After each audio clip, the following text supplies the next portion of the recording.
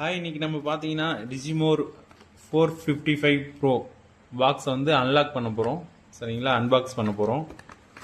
இது பார்த்தீங்கன்னா இதுக்குள்ளே ஒரு கேஸ் இருக்குது. இந்த கேஸ் வந்து நல்லாவே இருக்குது. சரிங்களா, பார்த்தீங்கன்னாலே உங்களுக்கு தெரியும்.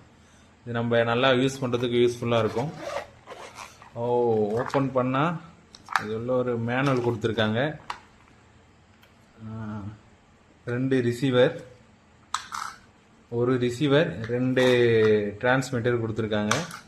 இது கூட பார்த்தீங்கன்னா சி கேபிள் ஒன்று கொடுத்துருக்காங்க. கூடவே நமக்கு சார்ஜிங்க்கு வந்து பார்த்தீங்கன்னா சி டைப் சார்ஜரும் கொடுத்துருக்காங்க. அது கூடவே பார்த்தீங்கன்னா நம்ம மைக்கோடைய பாஞ்ச் கொடுத்துருக்காங்க நல்லா லுக்காக. அப்புறம் வந்து கேமரா, அப்புறம் நம்ம எதனா எக்ஸ்டர்னல் ஸ்பீக்கர் யூஸ் பண்ணுறதுக்கு ஆர்எக்ஸ் கேபிள் கொடுத்துருக்காங்க. இல்லை நம்ம ஐஃபோன் வச்சுருக்கீங்கன்னா அதுக்கான ஐஃபோன் கேபிளும் கொடுத்துருக்காங்க. சரிங்களா, இப்போ நம்ம இது ஒர்க் ஆகுதான்றத செக் பண்ணிவிடுவோம்.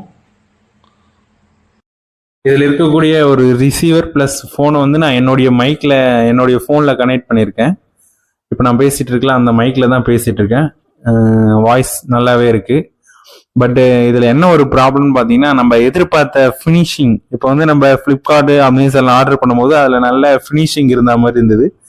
பட் இதில் ஒரிஜினலில் பார்த்தீங்கன்னா ஆஸ் யூஷுவல் நார்மல் ஃபினிஷிங் தான் இருக்குது. அது கொஞ்சம் ஏமாற்றமாக இருக்குது. மற்றபடி பார்த்தீங்கன்னா கேபிள், மைக்கு இது எல்லாமே நல்லா ஒர்க் ஆகுது. பட் இது இன்னும் எவ்வளோ டிஸ்டன்ஸில் ஒர்க் ஆகும், எப்படி ஒர்க் ஆகுதுன்றது மட்டும் தெரியல. அது மட்டும் நான் செக் பண்ணி பார்த்துட்டு சொல்கிறேன். மற்றபடி ஓவராலாக ஓகே தான். இந்த ஃபினிஷிங், இந்த இது அதில் பார்க்க நல்ல கிளாஸ் டைப்பில் இருந்த மாதிரி இருந்தது. பட் இதில் நார்மலாக தான் இருக்குது. இதுதான் சின்ன இது. நான் 5க்கு 4 ஸ்டார் ரேட்டிங் கொடுக்குறேன் இதுக்கு.